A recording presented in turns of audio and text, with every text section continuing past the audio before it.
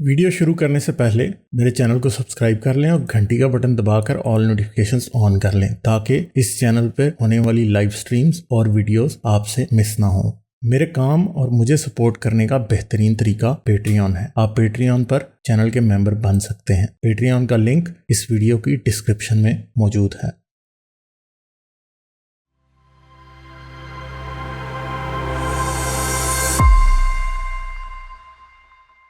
अच्छा, stranger D है। Hello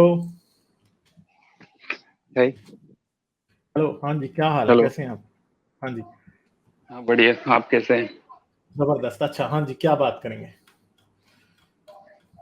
Harish भाई भी है। हाँ जी, हाँ जी, उनकी डिबेट के बारे में जस्ट एक कमेंट करता हूँ। अच्छा। आपने 8 माइल्स मूवी देखी है? 8 माइल्स मैंने एमिनेम देखी की? है, हारिस का मुझे नहीं पता। मैंने नहीं देखी। मैंने उसमें जो देखी है। लास्ट का रैप बैटल है, हाँ तो जो मैंने हैरिस नहीं देखी। उनकी डिबेट थी वो एक हाँ लास्ट के रैप बैटल जैसी थी। मीन्स जो पिकाचू है वो अपने पॉइंट्स पूरे खुद ही बग गया। जो भी बैड पॉइंट्स खुद ही बग गया। और हैरिस का ऐसा है कि हैरिस कभी कुरान वगैरह वर्सेस कोट नहीं करता। वो प्रिपेयर करके आया था कि ये कोट डिबेट करके अपना पॉइंट प्रूव करे। तो आई took that debate as a last rap battle of 8 Miles movie.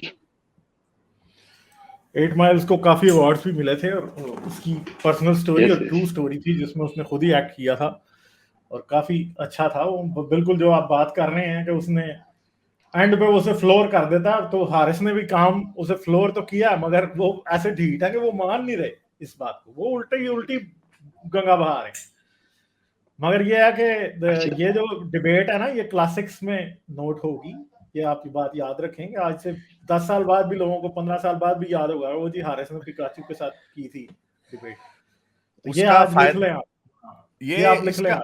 Haris का तो पता नहीं हो ना हो, क्योंकि हारिस की तो स्ट्रेटजी ये थी कि जो मुसलमान बच्चे देखेंगे, जो मुसलमान नहीं जानते वो देखेंगे, वो कहेंगे कि ये मौलवी खुद कह रहा है कि कुरान में ये है, इस्लाम में ये नजरियात हैं, तो खत्म। वो इस्लाम से कैसे मोहब्बत करेगा जब वो कहेगा कि 9 साल की बच्ची सेक्स कर सकती है।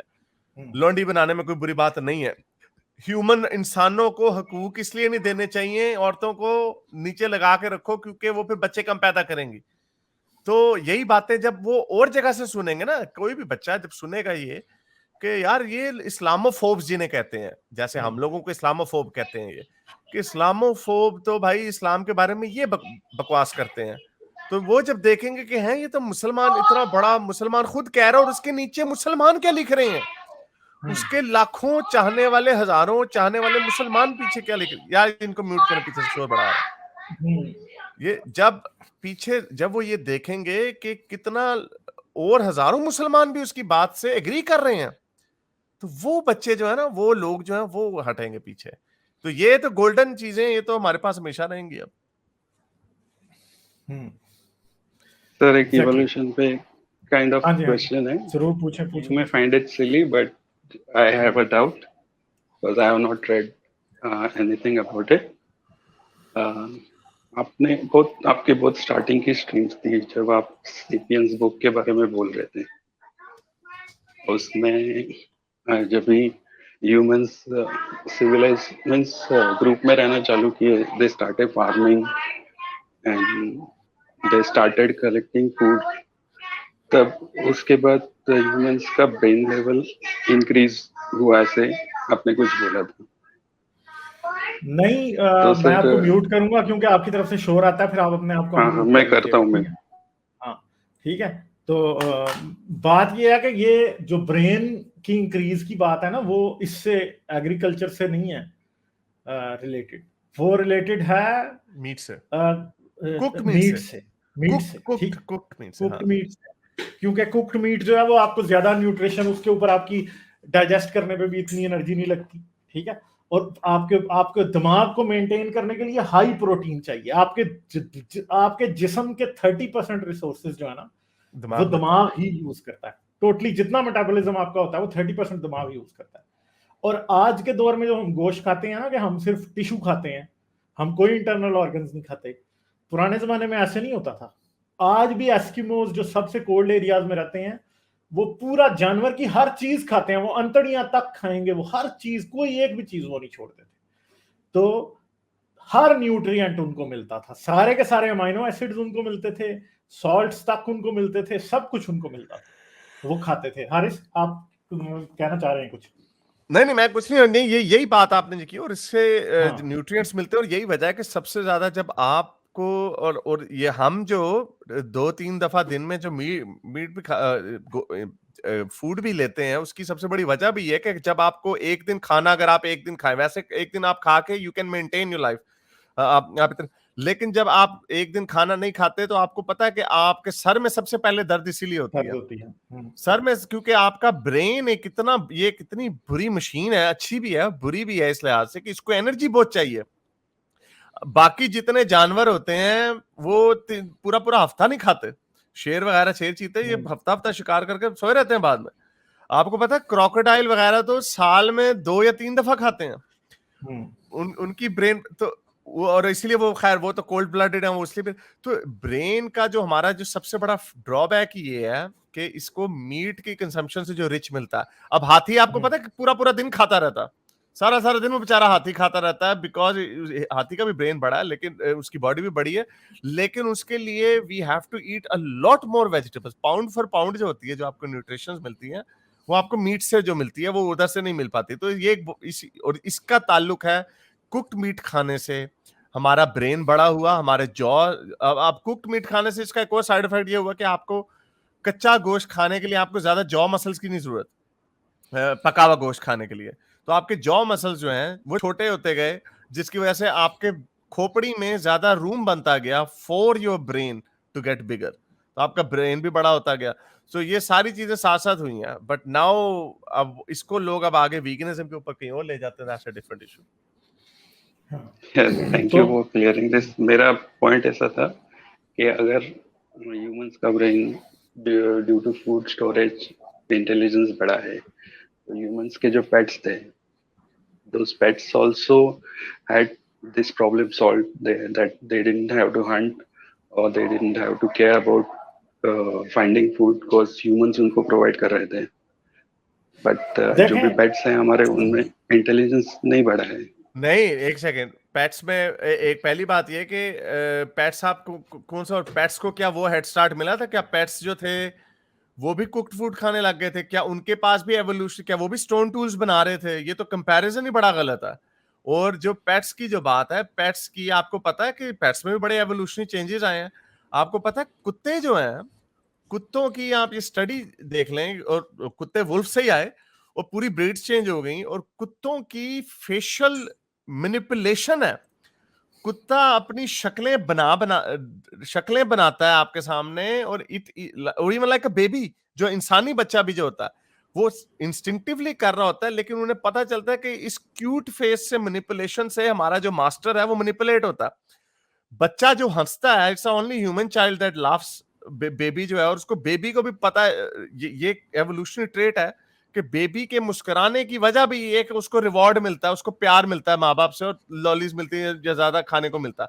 तो जब आप उसको पेट से जान कर रहे हैं कि पेट, अभी कुत्ते से हम भेड़िए से कुत्ते तक आए, और कुत्ते के अंदर भी फेशियल मसल जो है, ये स्टडी कीजिएगा, कुत्ते के चेहरे में ज्यादा फेशियल मसल्स हैं एज कंपेयर टू वुल्फ। उसकी वजह ये, कुत्ते को भी एवोल्यूशनरी पता, उसने जहन से नहीं किया, these things happen obviously by natural selection, और उसमें कुत्ते के फेशियल स्ट्रक्चर, मसल्स डेवलप हो गए, क्या, ताकि वो अपनी क्यूटनेस से आपको मैनिपुलेट कर सके और ज्यादा खाना आपसे ले सके। हाँ, दूसरी बात यह है कि कुत्ते की डोमेस्टिकेशन तकरीबन 40,000 से 27,000, यानी 40,000 से 27,000 ईयर्स पहले हुई है।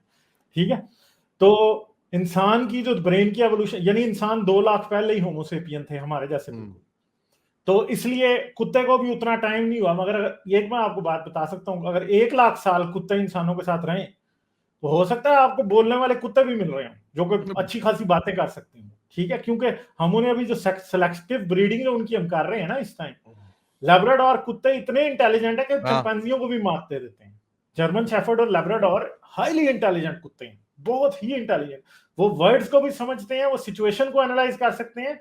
और एक और भी बात याद रखें कि कुत्तों को हम उस तरह से फीड नहीं कर रहे थे जैसे हम अपने लाइफ स्टॉक को करते हैं। बच्चे कुछ करते थे, हाँ, बच्चा कुचाई उसको देते थे कुत्ते को, कुत्ता जो है ना, कच्चा देते थे, कच्चा देते थे। ठीक है, अब हम कुत्तों को उस तरह से फीड कर रहे हैं जैसे कि इंसान एक वक्त पे फीड हो रहा था, कि अब आप कुत्तों को अच्छी हेल्थ केयर भी मिल रही है, उनको प्रॉपर फीड भी मिलती है, उनके विटामिन का ख्याल, हम अपनी बिल्लियों को विटामिन भी देते हैं, बिल्लियों और कुत्तों को। ठीक है, ये हालात हैं। तो हमें उनका पता होता है कि इसको क्या प्रॉब्लम हो है, क्या नहीं हो गया। तो 1,00,000 साल अगर वो इंसानों के साथ रह लें तो मुझे तो लगता है कि पता चले कि वही इंसान जितने इंटेलिजेंट हो गए, इंसान जितने तो चले ना हो, लेकिन बहुत आगे तक हो जाए। यानी अभी भी नहीं, मैंने ये बड़ी इंटेलिजेंट है कि फेशियल मैनिपुलेशन कुत्तों की देखिएगा, कुत्तों के स्पेशल मसल्स चेहरे पे बन गए हैं because they use them to manipulate your. वो जब कुत्ता आपके सामने मोटी पपी आईज दिखा रहा होता है ना, वो सबकॉन्शियसली उसको इस चीज का एहसास हो जाता है, उस चीज को उसका एहसास हो जाता है कि जब मैं ये क्यूट चेहरा बनाता हूँ, वो जो गिल्टी लुक आपने देखी कुत्ते की, कि जब कुत्ते ने कुछ चीर फाड़ की हो, कुत्ते ने आपके तकिए को चीर फाड़ दिया, आप कहते हो ये क्या किया तुमने, वो आगे से आपके सामने शक्लें बनाता है। अगर 2 कुत्ते हैं तो उनमें से एक जिसने किया होगा वो शक्ल बनाता है। इवन के बिल्लियां ये करती हैं, हमारी बिल्लियां ये करती हैं, मेरे पास 2 हैं, ये नोन है, वो भी करती हैं, उनके भी गिल्टी फेस हैं। भेड़िया ये नहीं करेगा, भेड़िया गिल्टी फेस नहीं बनाता। भेड़िया का दाढ़ी है इसमें। जी अमित जी, इसमें एक पॉइंट मैं जोड़ देता हूँ, जो हारिस भाई ने कहा ना कि जो पका हुआ खाना है, कुक्ड फूड है, वो कैसे हमारी जो ब्रेन है इसको और ज्यादा एनलार्ज करने में हेल्प किया। तो दरअसल 2009 में रिचर्ड रेंघन करके एक बायो साइंटिस्ट है, उसकी एक बुक आई है कैचिंग फायर के नाम से। तो उसने इसका एक पूरा जो ये जो आइडिया है उसको डिफाइन किया है कि जो कुक्ड फूड है ये किस तरह से ह्यूमन ब्रेन्स को एनलार्ज किया है। उसका ये कहना है कि जब हम फूड को कुक करते हैं तो दरअसल उसको चबाने में और उसको जब वो हमारे पेट में जाता है तो उसको पचाने में हमको टाइम कम लगता है। तो इसलिए वो एनर्जी जो फ्री होती है वो एनर्जी ब्रेन यूज करने लग जाता है। तो ये हारिस भाई ये बात को ठीक बोल रहे हैं। वो बुक का नाम है कैचिंग फायर। वो शायद 150-200 पन्ने की ही बुक है वो सिर्फ। अच्छा, चलें, अच्छी और मसल्स का और जबड़े के मसल का छोटा होना भी इसी से लिंक्ड है। वो बड़ा इंपॉर्टेंट जी उसी से जी उसी से। क्योंकि इंसान की खोपड़ी में 2 वेन्स जाती हैं, ब्लड जो लेके जाती हैं। ठीक है, ब्लड वेसल्स 2 हैं, एक बड़ी होती है एक छोटी, और सब मैमल्स में 2 हैं, एक बड़ी एक छोटी। हर दूसरे मैमल में जो छोटी वेन है वो जाती है दिमाग को और बड़ी वेव जाती है जॉ को। इंसान में उल्टा है, छोटी वेन जाती है जॉ को और बड़ी वेन जाती है दिमाग को, जिसकी वजह से आपकी जो दिमाग है उसको, जाहिर बात है, हमारे जॉ को आग ना होती तो उसके बगैर हम कैसे खाते, भुना हुआ गोश्त ही हम खा सकते हैं। दूसरी बात है, जब आप जानवर को का गोश्त पकाते हैं तो उसमें ऑलरेडी जो हार्ड फैट है वो टूट जाती है और उसे डाइजेस्ट करना भी आसान है, उसे खाना भी आसान है। और इवन के हमारे लाइफ स्पैन के लंबा होने में इसमें भी बहुत ज्यादा हेल्प जो है वो पके हुए गोश्त की है। क्योंकि दांत, आज हमारे दांत इतने खराब होते हैं, पुराने जमानों में भी खराब होते थे, और आज जो हमारे दांत खराब होते हैं बेसिकली ग्रेन्स खाने की वजह से होते हैं। गोश्त अगर आप सिर्फ खा रहे हो तो आपकी जो डेंटल हेल्थ है वो भी बेहतर रहेगी। तो पका हुआ गोश्त is basically perfect for our teeth as well, और हमारी पूरी चीजों के लिए बहुत जबरदस्त है वो। ठीक है, चलें स्ट्रेंजर डी, हम चलते हैं आगे। ठीक है, बहुत शुक्रिया आपका, थैंक यू, फिर जरूर आइएगा। ठीक है, thank you for taking me, या नेक्स्ट टाइम फिर करेंगे। Thank you. अच्छा जी सर, तो जी इधर हम एनिग्मा फिलिया से बात करते हैं। हेलो, अच्छा, मलीज कह रही है my dog understands Urdu and English. बिल्कुल जी, बिल्कुल ऐसा ही। माली ने भी लिखा, माली ने ये भी लिखा कि मेरा कुत्ता मुझे बड़ा मैनिपुलेट करता है अपनी पपी आइस के थ्रू। हाँ, वो पता है, मुझे पता है। वो तो महलीज ने मुझे तो पिक्चर्स भेजी हुई हैं, वो तो जो है ना, बेगम मेरी जो है वो she finds him just too cute. महलीज नहीं, का वो सारे कुत्ते बड़े चला, कुत्ते बड़े कुत्ते होते हैं। यू मेल्ट, आप पिघल जाते हैं, वो ऐसी हरकतें। और उसके ऊपर मैंने देखा कि क्योंकि ये इसके ऊपर भी थोड़ा सा डिसएग्रीमेंट ही है कि क्या हम उसको are we finding them cute और they doing it on purpose, इसके ऊपर डिसएग्रीमेंट है। It's not a hardcore science, लेकिन इसका ताल्लुक, इसमें कोई शक नहीं है कि कुत्ते के फेशियल मसल्स जो हैं they are more complex than a भेड़िया। और उसने ये मसल्स डेवलप किए हैं कि जो अपनी जो फ्राउनिंग करता है कुत्ता, जो अपना आपने देखा है, उसको कहीं सबकॉन्शियसली उसको इस चीज का कहीं से पता चलता है कि जितना मैं ये इस तरह का क्यूट बनूंगा ना, उतना मुझे रिवॉर्ड मिलेगा। हाँ, और कुत्ते बहुत, मतलब कुत्ते तो बहुत इंटेलिजेंट हैं। ये कुत्ते तो अब चिंपैंजीज से भी, कुछ कुत्ते ऐसे हैं जो चिंपैंजीज के बराबर के इंटेलिजेंट है। जर्मन शेफर्ड और लैब्राडोर खास तौर पे। लैब्राडोर बड़ा और ये भी इंटेलिजेंट ना है। समझना पिटबुल्स को स्टूपिड नहीं है, वो भी बड़े चालाक होते हैं।